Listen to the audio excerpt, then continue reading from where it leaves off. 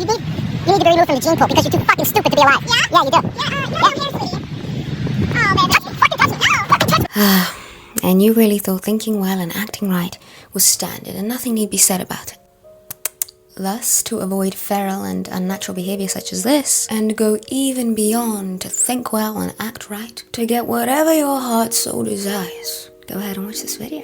To illustrate that last remark, Jonah and the whale, Noah and the ark, what did they do when everything seemed so wrong? They said, man, we better accentuate the positive and eliminate the negative. Now, just as Bing Crosby sings, in order to accentuate the positive and eliminate the negative, you gotta be aware of the negative. Most of all, you need to listen to the negative to stay away from further negative. I will give you a story time that really blew my socks off. Let's call our leading man, Mr. Surprise. Because boy, did he not fail to do just that. Surprise, surprise. Mr. Surprise and I were friends. And when I say this, don't think we're reading each other's diaries. I mean, we didn't even speak outside school. But a little more than acquaintances. You know, Mr. Surprise does something in class. The act is the omission, the failure of doing something, which really rubs me the wrong way. No loyalty, no integrity, sly, slimy behavior. And I suppose I'm harder on men when I see this particular behavior, because integrity should be at the absolute core of a man. Now this fella had something else in his core, but nonetheless, I moved past it. Be better or stay bitter, right? I don't want to be bitter. It gives you bad skin. But I always keep a mental note. And then one day, you find yourself saying, Mr. Telephone Man? I think there's something wrong with my line. I tried to call my friend's number, but I hear the click every time. You'll find yourself cut off. Fast forward a couple months. We're in a restaurant, and I mention, oh, on that note, your behavior that day? I hated it. Loathed it. It really disgusted me. No integrity, no dignity, which should be at the absolute core of a man. I mean, if you're not a man of your word, what sort of man are you? I'm not sure I want to know. He says, okay, I'll tell you what I did, and why I did what I did. Oh. Alright. I thought I could hear Lacrimosa in the background. Beethoven's Fifth Symphony. The Jaw soundtrack.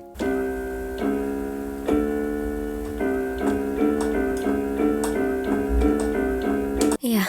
And all would have been appropriate for what he proceeds to say for the next 20 minutes. Jaw dropping. Well, you see, Seeps and Serenity, you're upset that I knew the answers for a test that we had, and my friend group told everyone in class, but I warned them.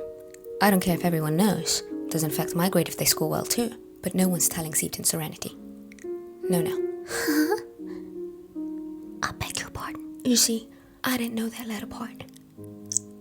Boy, do you never fail to surprise. I say, ooh, Lord have mercy, Jesus. What was that, Satan? He says, oh, come on. You said you were going to let me talk and explain. I say, you are going to face no problems with me interrupting. Frankly, I'm speechless. No shame in his game. He says, great, let me continue. It all started months prior to that moment. Months prior. Huh? What? It all started in 1962. Tuesday afternoon, 3 p.m. Are you kidding me?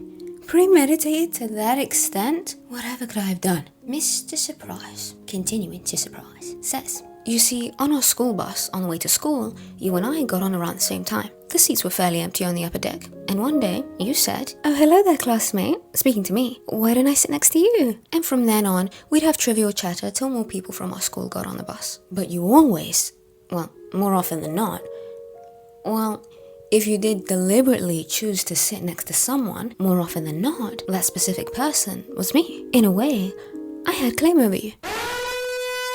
Showtime! Get ready. I swear, you let people talk, they will talk their way right on out of your life. Claim over you.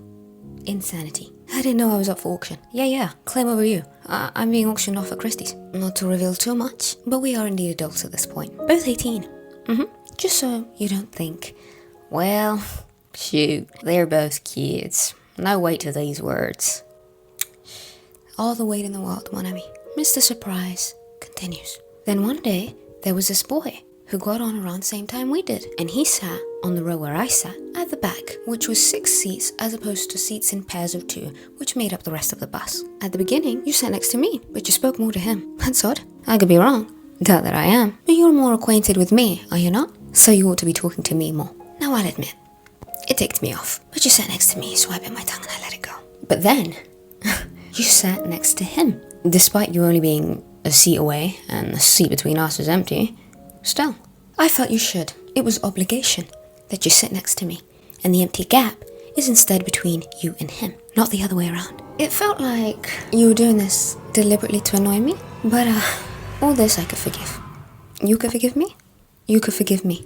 Like my Heavenly Father, you can forgive all my sins? Is that so?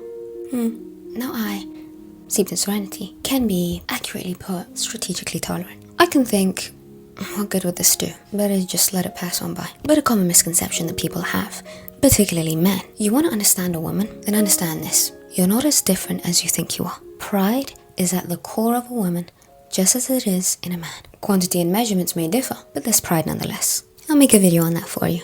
Understanding women. Sha-la-la-la. Back to the story. At this point, temperature's rising. Feeling insulted. Getting heated. So I do the best thing there is to do. I let him talk. Mrs. Surprise says, what really made me feel angry towards you was when you started talking to another girl. Now, I'd seen you speaking to this boy in school, but I hadn't seen you speaking to this girl. But after one particular day when you said, oh, I should just sit next to you rather than having you turn around all the time to speak to me. From then on, you only sat next to her, and you guys became like best friends. And I was sitting by myself while you and her are laughing, having a grand old time, always smiling, always laughing, while I'm sat in the corner by myself. And you should have been sat next to me, or you should have just never sat next to me to begin with. And you laugh with her every day. I mean, what the fuck is so funny? Pardon my French, but I gotta say for accuracy. What's funny? I mean, you never laugh with me like that. Not even with the other boy. I mean, are you guys laughing at me? I mean, I would have been fine. I would have been pissed. But I wouldn't have been so angry if you had just sat next to her quietly. But you're always smiling and laughing, sparing me no thought. I hope you don't mind me saying this. I thought, what a bitch. What a heinous bitch. How dare she do this to me? So I thought, I have to get back at you. I have to punish you in some way. I mean, you betrayed me. By necessity on the school bus. We're 18. Just in case that slipped your mind. But then I thought, oh, we're not actually that close. We don't speak outside school. We don't call or text at all. And we only share one class. Not sure you could even say we're friends. He almost had it. He almost got it. Mr. Surprise then says, oops, fan break. Model. Is he giving? Okay, let's cut that suspense short. Mr. Surprise then says, and then we had the test and my friend found the answers. And of course they began telling everyone in class. And I thought, oh, Eureka, that's it. Eureka, that's it. This is how I'll punish her. She will score lower than everyone because they have the answers, which means she'll be singled out like the dumb one in class. Christmas came early. It was like it was my birthday. So I told all of them not to tell you. But then word got back to you and you called me over right away that day in class. And you said, what's this I hear that you've had the answers for like a month? And I thought, how entitled of you to ask me that? And oh well, that was the end of that. Oh no, brother. Oh no, brother. It seems like you've got selective amnesia. Let me remind you. After I asked, Steeped in Serenity asked, what's up with that? Do we have a problem? You began raising your voice deliberately because the teacher was right there. And you started saying, in front of this packed class, mind you, why should it matter if I told you? Are you not smart enough to take this test without the answers? You women are so damn entitled. So what if I'm your friend? If you wanna cheat, go ahead. If you're so dumb you have to cheat. And in response, sweet little old me said, listen here, you little hypocrite. Lower your damn voice. Your friends also say to you, hey, lower your voice. The teacher's right there. What are you doing talking about cheating? I say a couple other things that may make you need to pardon my French. So I'll tell you that I told him, you're as fake as press on nails. Now he finishes. Seeing nothing warped with what he's just said for the past 20 minutes. After a moment of silence, he says, So, what do you think? Wow. This is actually disgusting now. Wow.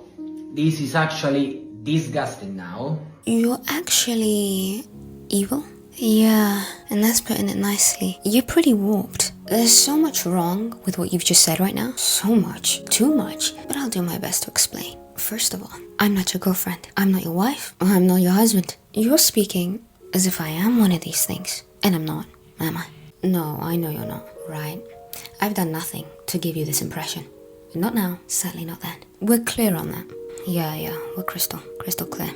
Good. Now onto this hypothesized seating plan on the school bus. How old are you, dude?